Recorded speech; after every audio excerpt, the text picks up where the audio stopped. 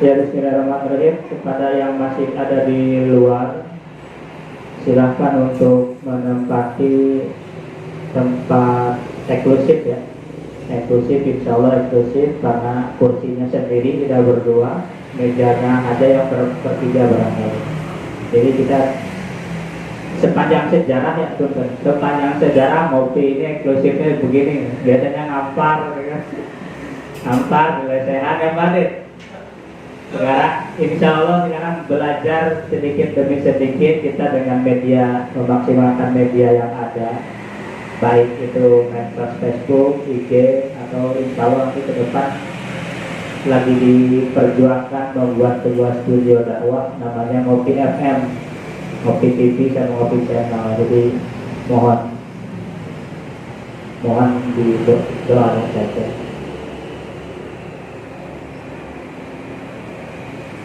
Ya, kita dimulai saja ya, karena insya Allah menyebar luasnya kebaikan melalui medsos ya. Setelah ada rekaman ini kita sama-sama. Jadi dimulai saja ya, maka yang masih ada di luar untuk bisa merapat bersama di dalam barang-barang, duduk bersama di dalam. Yang masih di luar, Stadalin ada mana? Stadalin di luar ya?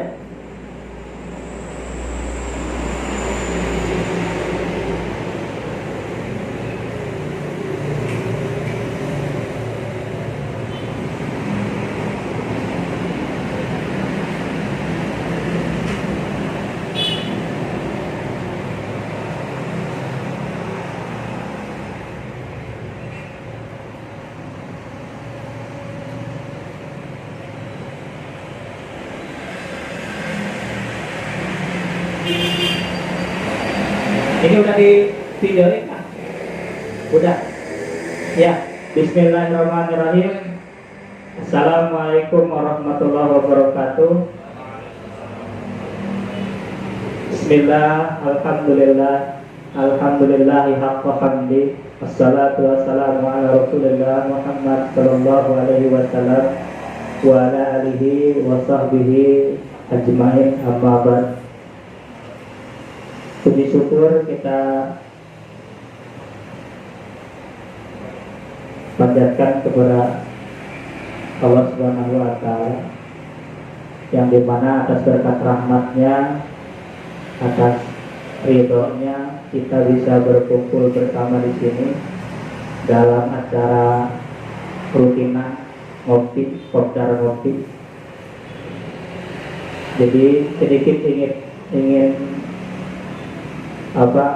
menginformasikan terkait ngopi. Jadi ngopi ini adalah sebuah komunitas yang dimana kegiatan-kegiatannya insya Allah positif. Kopdarnya minimal kita mengadakan sebulan sekali. Jadi kalau kita melihat untayan huruf itu, ngopi itu ini ada 4. Jadi ngobrol perkara ilmu, Islam, iman, dan ihsan. Jadi insya Allah di komunitas ini semua yang kita bicarakan, semua yang kita bincangkan adalah sebuah hal yang positif untuk kehidupan kita bersama. Dan alhamdulillah dalam kesempatan ini kami dari panitia ngopi mengundang atau sama-sama ingin belajar terkait kepemudaan ya. Kepemudaan yang mana tema yang kita akan coba atau kita akan bahas adalah tentang muda berkarya. Dan insya Allah sepanjang sejarah saya tinggal di sini di Duku Puntang ini, ada sosok yang memang bagi saya pribadi panutan, bahkan nomor 1 para komunitas di Duku Puntang ini. Beliau mampu bisa untuk menyatukan semua, baik itu komunitas Bangor, ya, XTC dan sebagainya, macam itu banyak sekali. Dan alhamdulillah saya pribadi pun belajar dari beliau, dan insya Allah karena saya juga lahir dari sebuah komunitas dan belajar untuk membangun sebuah komunitas, sehingga sama-sama kita ingin belajar juga kepada gurunya yang paham terkait tentang komunitas itu. Jadi tema hari ini adalah muda berkarya ya, yang nanti akan sama-sama kita mendengarkan, berbincang bareng dengan dosen. Sebenarnya beliau cuma itu merendah terus, itu yang saya coba tuh begitu beliau gak mau disebut dosen, kayaknya disebutnya nama aja Duan. Itulah, kalau orang udah ilmunya tinggi, tawadhunya tinggi juga itu, ibaratkan pohon padi gitu kan, tambah ilmu tambah merunduk gitu. Masya Allah. Jadi alhamdulillah saya berguru banyak sekali belajar dengan beliau ya. Tidak berlama-lama karena kita juga sudah lama menunggu juga waktu, berhubungnya sebentar lagi 30 menit lagi ke depan akan ditutup, acaranya dimulai sekarang. Jadi kita sama-sama mempersilahkan beliau untuk bisa di podium di depan. Kang Duan Muardi dipersilahkan untuk menempati tempat yang sudah dipersiapkan.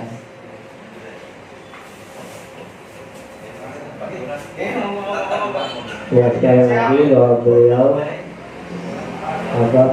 pionir dalam organisasi kepemudaan di desa Desa di Kecamatan Bogor, dan insya Allah sebetulnya sih sudah go internasional ya. Itulah kadang kalau jika merendah itu begitulah. Jadi ya ini suka seneng gitu.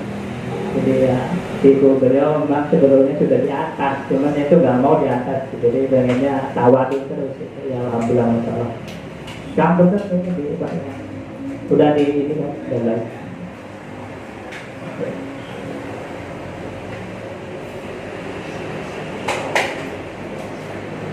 Alhamdulillah sehat. Alhamdulillah. Itu satu.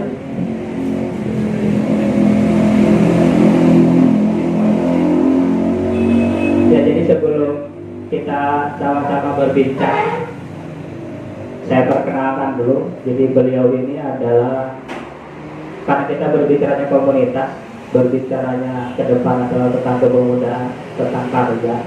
Jadi sedikit mengenalkan tentang karya dan kepemudaan beliau. Sekali lagi bahwa beliau ini namanya Duan Muardi kan? Duan Muardi. Sebetulnya ada titel banyak gitu, saya tahu, cuma nggak mau disebutin, jangan gitu. Luar biasa. Jadi setahu saya beliau itu sempat ngajar juga kan ya, pernah dosen juga, terus memutuskan untuk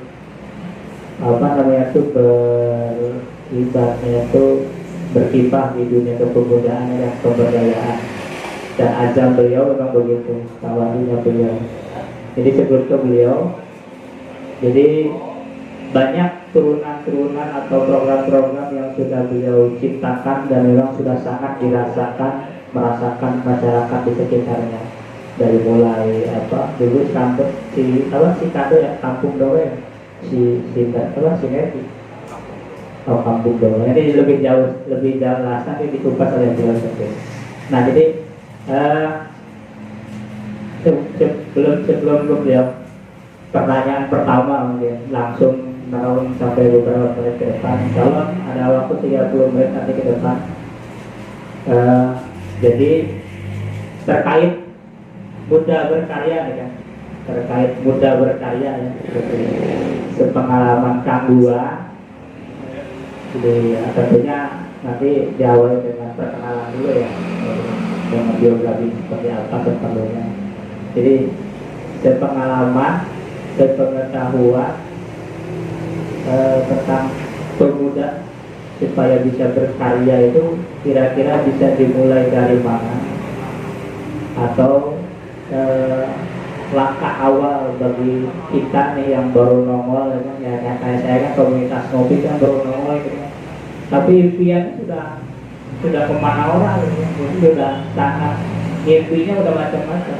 Nah jadi awal untuk melangkahnya kira-kira kita apa yang harus dipersiapkan ya silakan.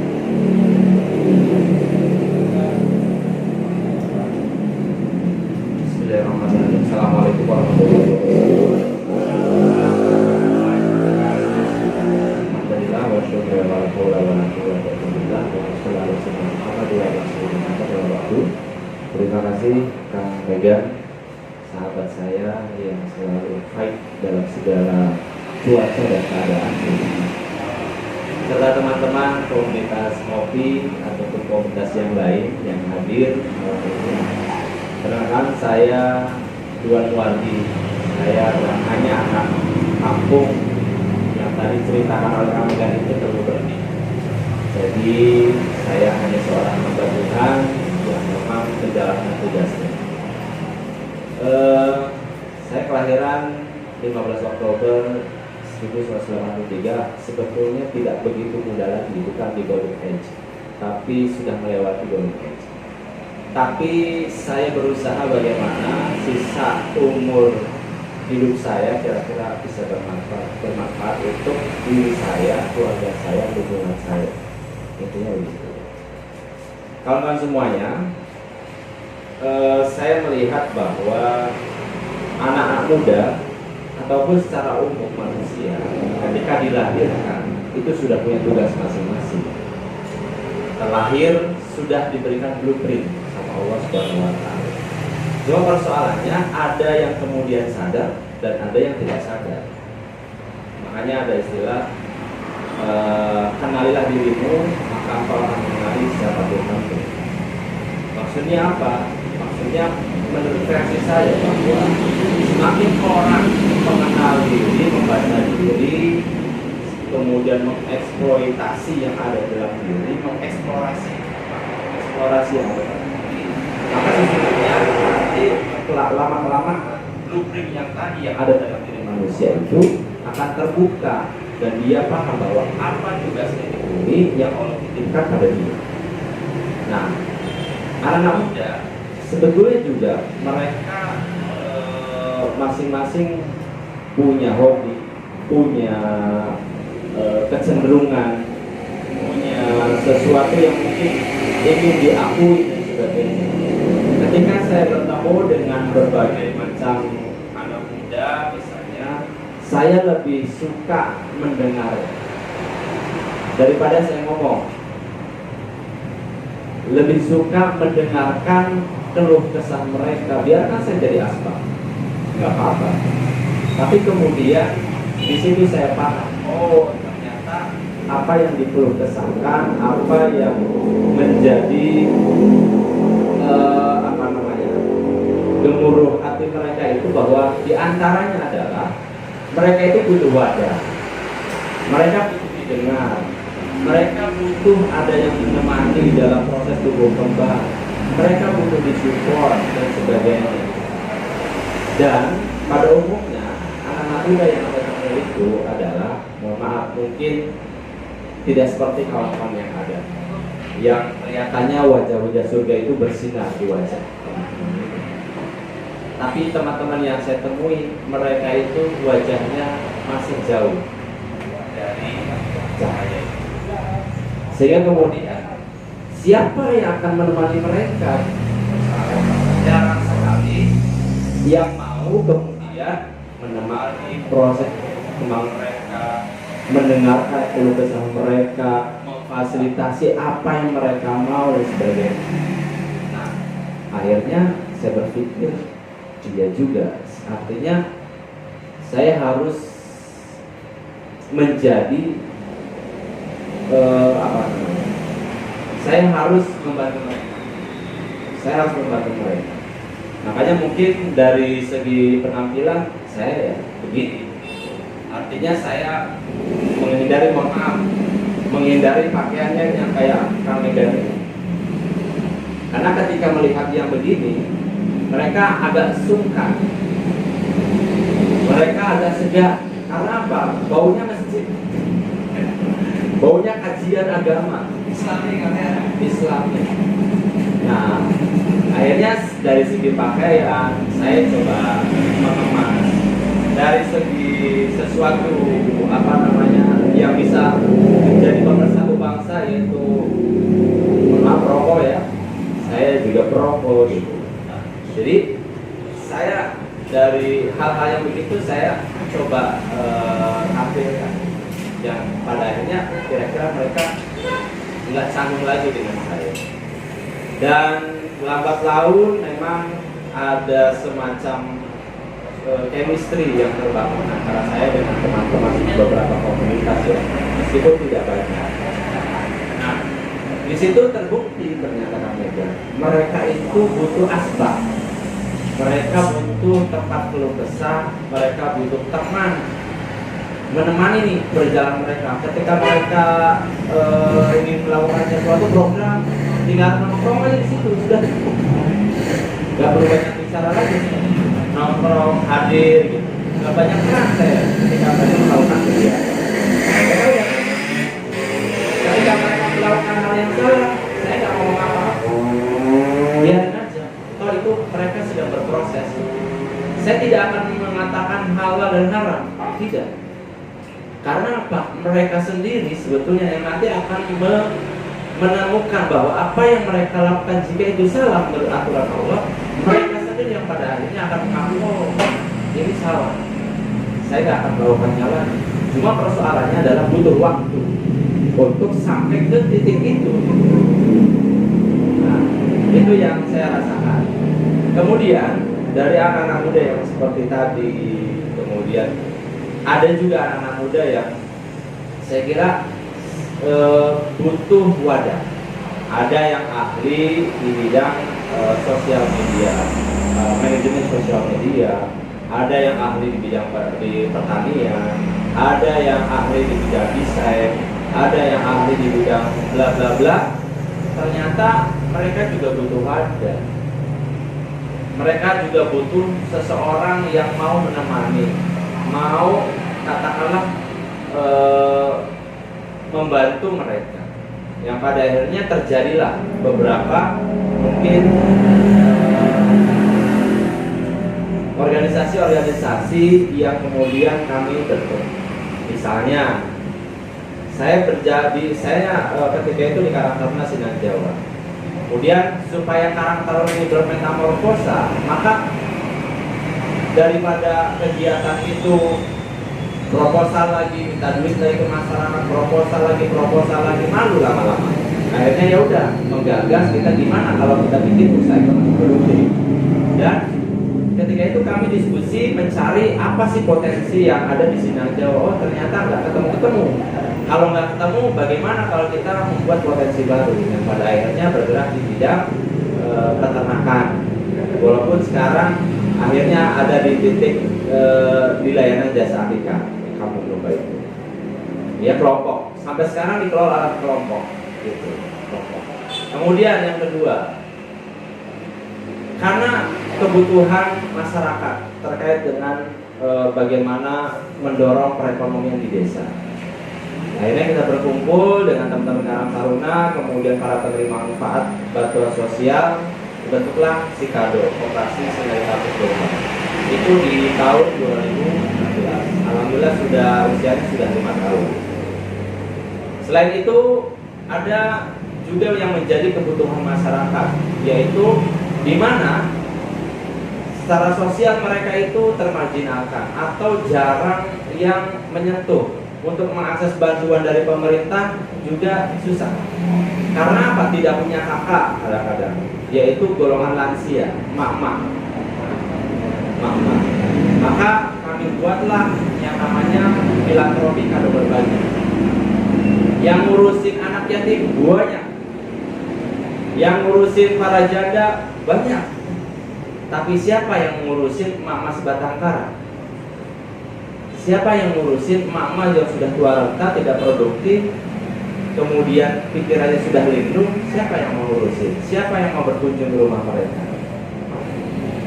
Nah, ini menjadi sebuah kebutuhan Akhirnya lahirlah Kado Berbagi, sebuah filantropi yang saat ini alhamdulillah dipimpin oleh Kang Wadi. Kemudian kami ciptakan juga sekarang ini yang sedang saya fokus di tahun ini adalah Jago. Jago itu sebuah brand yang saya ambil dari filosofi Jalan Gusti Allah ya. Keren. Jalan Gusti Allah bahasa Sunda gitu. Nah, nanti bentuknya mungkin genrenya agak berbeda dari sebelum-sebelumnya, dari Kampung Domba, dari Sikado, kemudian dari Kado Berbagi. Nanti ada genre yang baru, saya nggak akan mau bocorkan dulu karena ini masih dalam proses gitu ya. Genre baru. Ketemu dengan anak muda yang potensial, yang butuh wadah juga. Mereka ahli di manajemen sosial media, mereka ahli di desain, dia ahli di marketing, gitu kan sebagainya. Akhirnya ketemu tuh, ya udah kumpul, ya kita bikin program bisnis juga. Nah, itulah pengalaman saya, pengalaman kami ya, bukan saya, karena saya tidak berarti yang ada adalah kekuatan bersikap. Bagaimana anak muda butuh asbak, anak muda butuh teman berproses, anak muda butuh motivasi, dan jangan selalu dijustifikasi. Temani mereka sampai mereka akhirnya menemukan titik jalan kebenaran. Alhamdulillah, setelah kita dengar bersama bahwa ini sedikit yang beliau sampaikan, baru sedikit sebetulnya. Sampai nanti ke depan mudah-mudahan beliau mau tekan kontrak nanti setiap seminggu sekali atau 2 minggu sekali, gitu kan. Jadi yang saya tangkap itu bahwa ingin memberdayakan sebuah pemberdayaan pemuda yang baik itu tentunya kausalitasnya ada di bakat dan minat ya kan. Jadi di minat dan bakat ya tetap disetujui ya. Jadi bahwa ingin mengumpulkan orang itu ya berdasarkan minat bakat dulu ya. Jadi kalau udah satu minat, satu bakat, tinggal mengarahkan yang gitu ya, kurang lebih seperti itu. Nah, sebelum ke rekan-rekan teman-teman di sana semuanya, sebelum ke sana ingin saya satu, biasanya kita kan banyak berdiskusi sebenarnya kalau di ngopi itu di moderator sambil dinasum sedikit sebetulnya. Nah, hanya ada satu pertanyaan saja dari saya. Setahu saya ya, awal mengenal Kang Duan itu yang saya tekan luar biasa itu adalah sisi kesabaran. Yang namanya komunitas, apalagi pemuda itu memang berbagai macam karakter ya. Jadi di setiap minat bakat komunitas itu kan karakternya berbeda-beda kan. Apalagi yang namanya punten yang agak sedikit ke pinggir jalan misalnya, kan karakternya sudah berbeda lagi kan, jauh lagi. Nah, tentunya kan ada bervariatif juga kan skema yang diberikan kepada teman-teman itu kan.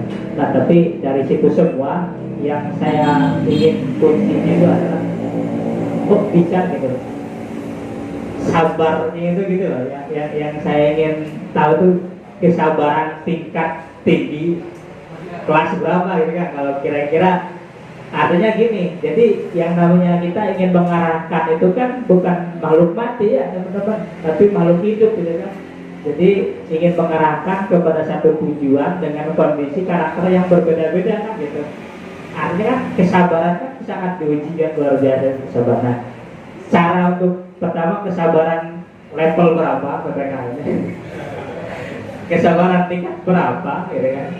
Terusan tip bisa sampai bertahan sabar sampai ke tujuan yang memang ingin dicapai sebuah komunitas yang karakternya berbeda-beda itu.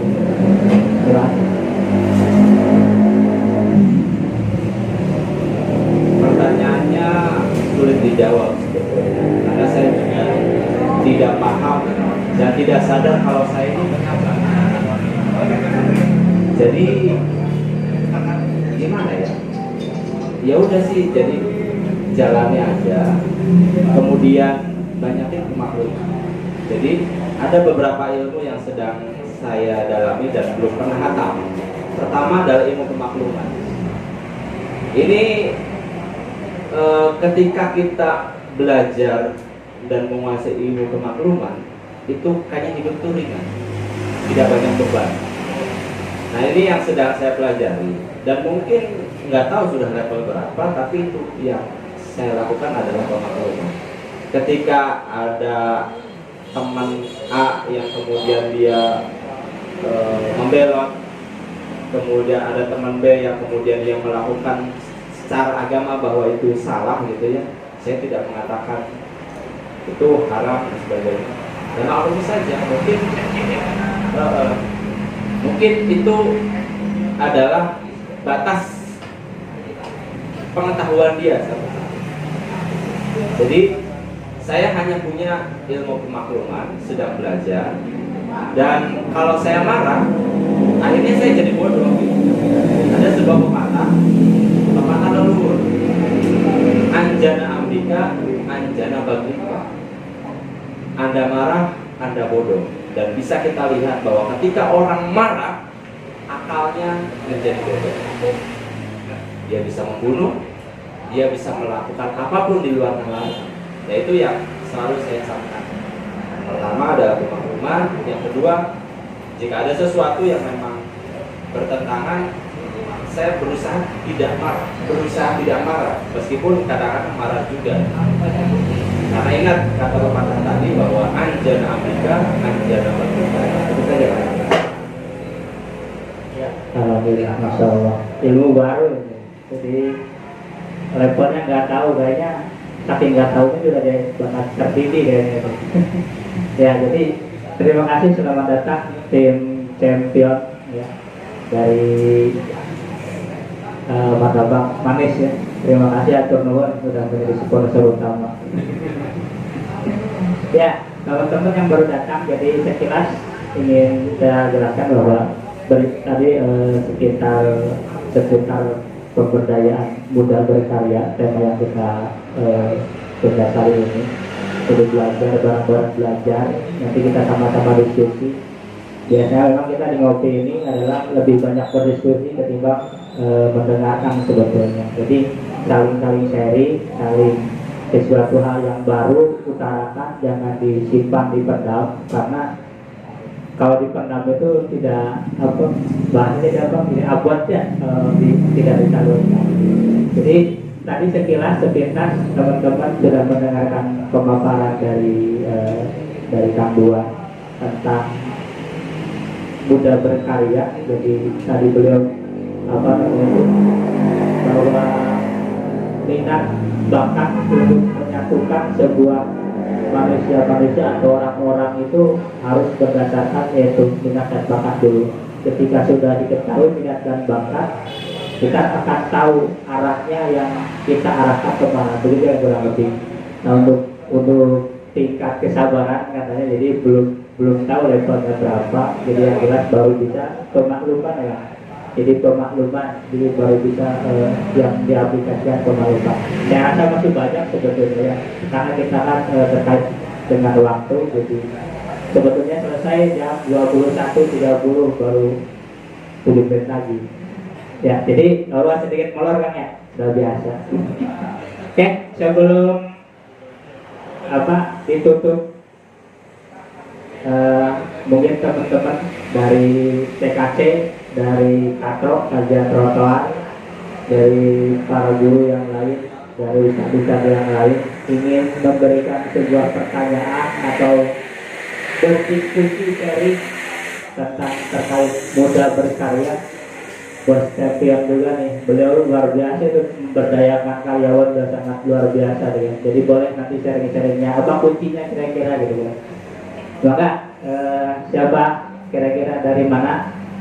Acung. Halo. Dari TKC Kang Habib. Kang Habib ya, maka Kang Habib. Mic-nya saya anterin.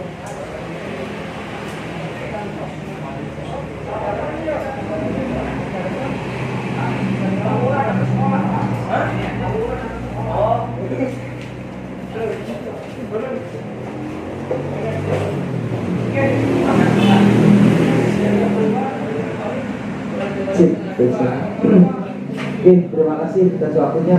Mewakili semuanya nih Kang. Assalamualaikum warahmatullahi wabarakatuh. Mohon izin yang di depan kebetulan pemateri pada malam hari ini ya. Kebetulan beliau adalah mungkin panutan saya juga untuk di bidang kepemudaan ya. Kang Duan ini luar biasa, bisa dikatakan bahwa sekaligus aktivis muda yang memang bergerak di bidang bukan hanya sosial tapi kepemudaan dan keagamaan juga menurut saya pribadi kan, yang memang bisa menjadikan motivasi buat kita teman-teman muda yang notabene masih pinginnya hura-hura tapi harus sudah bisa memikirkan orang lain, mungkin seperti itu Bang. Nah, mungkin sepintas yang ingin saya tanyakan kepada Kang Duan, yang pertama sebenarnya modal atau niat apa untuk kita pribadi kan ya? Untuk kita pribadi biar bisa menjadi bermanfaat untuk orang lain. Sebenarnya yang kita tahu mungkin kebanyakan pada umumnya ketika kita mungkin bisa dikatakan umur dari setelah lulus SMA sampai dengan umur ya 30 mungkin masih belum ada pikiran untuk bisa bermanfaat untuk orang lain kan. Tapi dari Kang Duan sendiri, dari umur yang memang sudah tidak, ya tadi yang Kang Duan katakan tidak muda lagi, tapi Kang Duan sudah bisa memikirkan orang lain. Intinya sudah bisa pingin niat dalam tulus hatinya itu untuk bermanfaat untuk orang lain. Nah, akhirnya yang ingin saya tanyakan tadi, modal buat apa yang Kang Duan miliki sehingga Kang Duan sampai dengan hari ini, detik ini bisa sungguh-sungguh ingin lebih bermanfaat lagi untuk orang lain kan. Itu saja mungkin dari saya, kurang lebihnya mohon maaf. Assalamualaikum warahmatullahi wabarakatuh. Diteruskan sama yang lain tuh biar rame.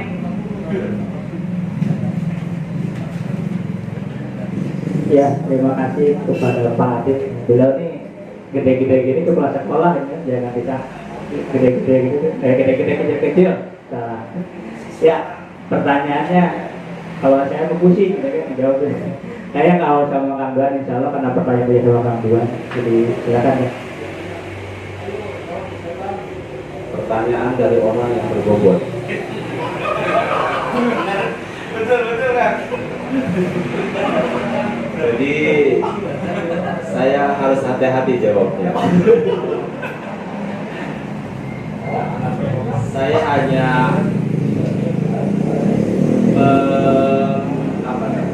seringkali menelaah di Quran itu lebih banyak kata-kata yang menyuruh kita untuk berkorban daripada kita sholat. Kita haji bersama. Perintah sholat lebih sedikit daripada perintah untuk berinfak, bersedekah, berkorban. Barangkali saya salah, mohon maaf. Kita bareng-bareng haji. Barangkali saya salah, mohon diingatkan gitu. Tapi saya juga mengikuti kajiannya Buya Syukur begitu, kurang lebih. Artinya bahwa setelah kita berkomunikasi dengan Tuhan, maka menyebarlah dan berikanlah kontribusi kepada masyarakat. Seperti fasholli li rabbika wanhar. Berkomunikasilah dengan Tuhan. Wanhar. Lalu berkorbanlah untuk masyarakat. Nah, saya memegang ayat itu bahwa ternyata Allah tuh nyuruh banyak berkorban buat masyarakat. Gitu. Daripada untuk keselamatan diri masuk surga. Akhirnya itu yang kemudian saya terus sugesti dalam diri saya sebanyak-banyaknya, sesering-seringnya, dan kemudian itu menjadi pemicu untuk saya bisa bagaimana bermanfaat. Kalau saya bekerja keras, cari uang yang banyak untuk keluarga dan diri saya, itu bukan manusia namanya. Tapi kalau saya keluar rumah, memberikan harapan kepada orang-orang, merubah orang-orang yang tadinya negatif menjadi positif, memberikan harapan hidup, mengubah jalan hidupnya, maka menurut saya sudah jadi manusia. Gitu. Jadi manusia dikatakan manusia ketika dia berkontribusi dan memberikan manfaat untuk manusia dan alam semesta. Itu saja. Ya sudah Kang Adit patut di daftar Pak Adit. Ya Pak Adit. Insya Allah. Ya sebelum 3 menit lagi, sebelum ditutup di 3 menit terakhir, maka barangkali dari kajian trotoar yang mewakili komunitas Katro, saya harap sih ada pertanyaan atau sharing-sharing ya, karena biar bahasanya itu ada pahala investasi gitu kan, barangkali ada kebaikan yang diserap oleh kami kan, jadi pahala investasi juga. Jadi harapan besar saya pribadi gitu kan, maka untuk sharing, bertanya atau kiat dan yang lainnya silakan. Dibagi oleh siapa? Dari oleh siapa? Bang Alisa. Pada.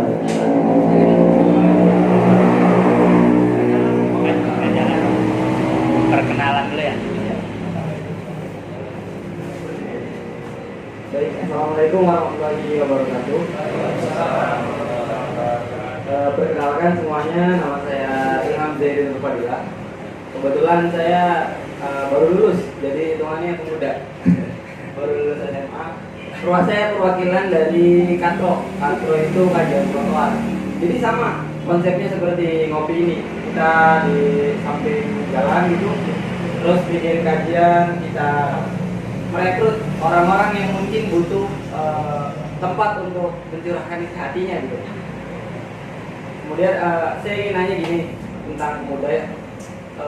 Menurut Akang ini, buat bikin teman-teman atau pemuda-pemuda lain sadar akan Allah itu, awal mulanya itu biar nggak langsung ngejauh. Kan rata-rata kalau kita ngajak gitu ya, itu langsung kayak ngejauh gitu, kayak gimana gitu. Mungkin entah bahasa yang terlalu berat atau gimana gitu. Nah, terus saya minta sarannya aja, gimana kira-kira biar waktu kita komunikasi dengan mereka, kita ngajak mereka untuk kebaikan, mereka tuh kayak nggak ada gap, kita kayak deket kayak sama saudara atau sama keluarganya. Terima kasih.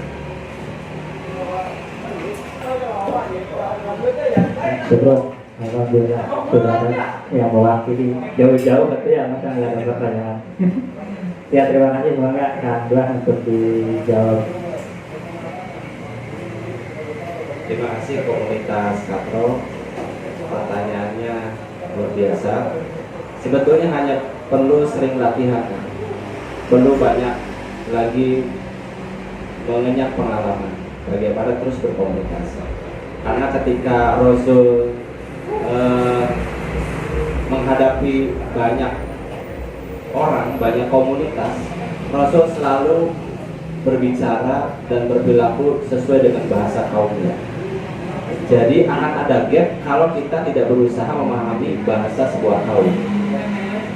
Jadi intinya bahwa ketika kita ingin merangkul mereka, pelajarilah bahasa kaum mereka.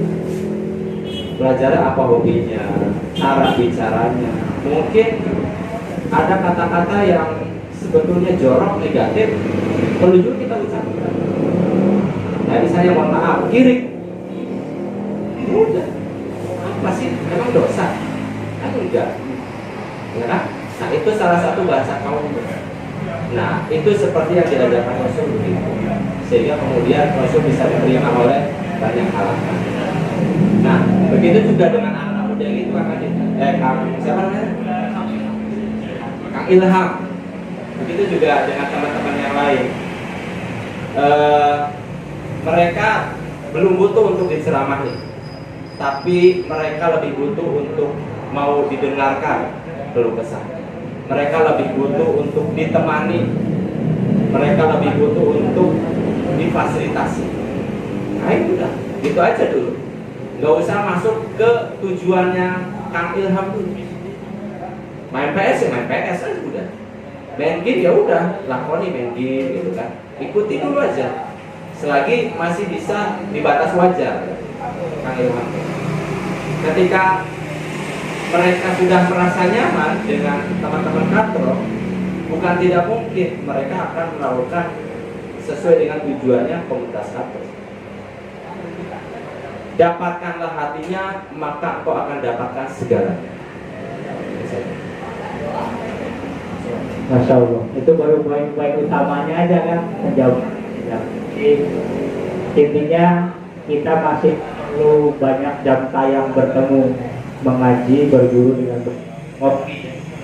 Silakan kalau beliau mas ibaratnya di area Teguh Punten, kalau perlu kontak nanti ke beliau saja biar ngajinya langsung bersanad ya Pak.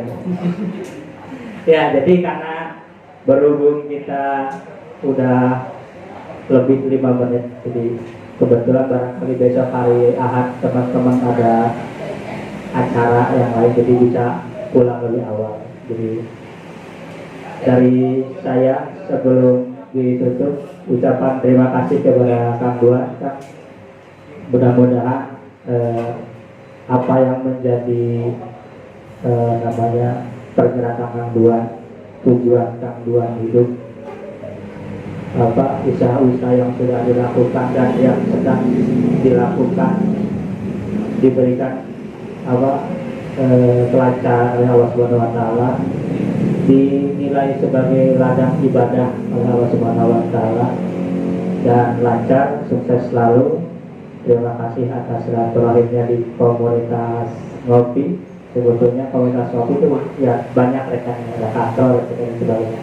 Insya Allah sekali lagi kami tidak menutup kemungkinan atau tidak menutup staf ya, jadi masih membuka kepada teman-teman komunitas yang lain untuk ikut gabung dalam sebuah ngopi kita. Jadi insya Allah minimal sebulan sekali.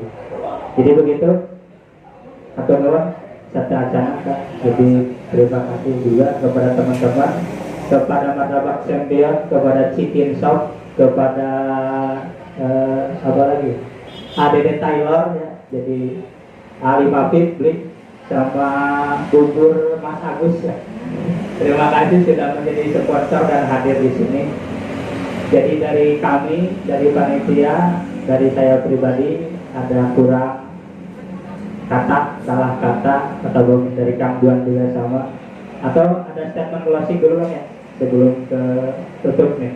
Ada statement closing, kira-kira inti daripada pembicaraan kita hari ini yang tadi disampaikan, intinya kira-kira untuk kedepannya atau rangkuman dari Kang Duan seperti apa kira-kira?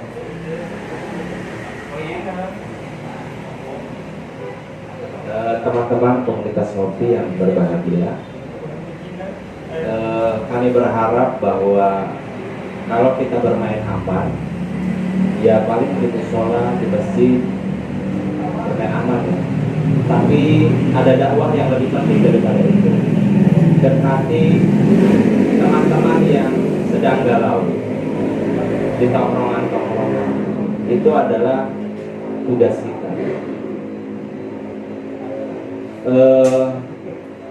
Ya di situ sebetulnya ladang dakwah. Bukan dalam arti tidak penting di masjid dan di musola, tapi yang aslinya adalah di situ, di tongkrongan-tongkrongan, di tempat-tempat di mana mereka berkumpul seperti itu. Dan mohon bantuannya untuk teman-teman kami yang masih lalai, mohon dibantu, dibimbing agar mereka menemukan jalan yang benar sesuai dengan harapannya Allah. Terima kasih banyak. Mohon maaf kalau saya banyak salah, banyak keliru menyampaikan, barangkali sok-sokan mengutarakan Quran, sok-sokan mengutarakan hadis, barangkali keliru, ya mohon maaf ya, karena saya juga masih belajar. Terima kasih banyak. Dan bagi kami bahwa jabatan posisi tertinggi di hadapan Tuhan adalah sebagai seorang hamba. Itu saja, terima kasih. Assalamualaikum warahmatullahi wabarakatuh. Ya, terima kasih kepada Kang Duan sudah memberikan statement closingnya, dan mudah-mudahan kita semua bisa mencapai dan bisa mengaplikasikan itu semua. Jadi apa ya, terima kasih juga kepada semua yang telah berkontribusi. Terima kasih kepada Koperasi Sikado atau yang telah memberikan fasilitas ini ke Sikado ID.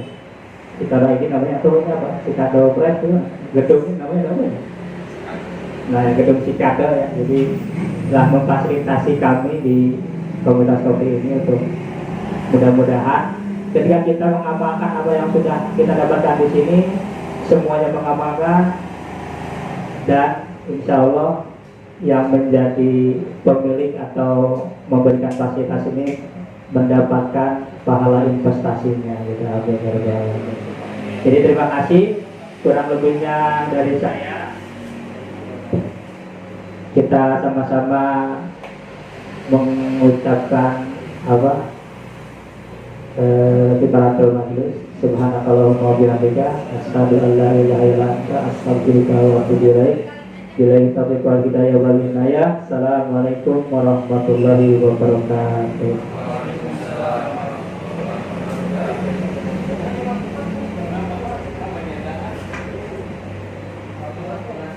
Dilanjut dengan offline.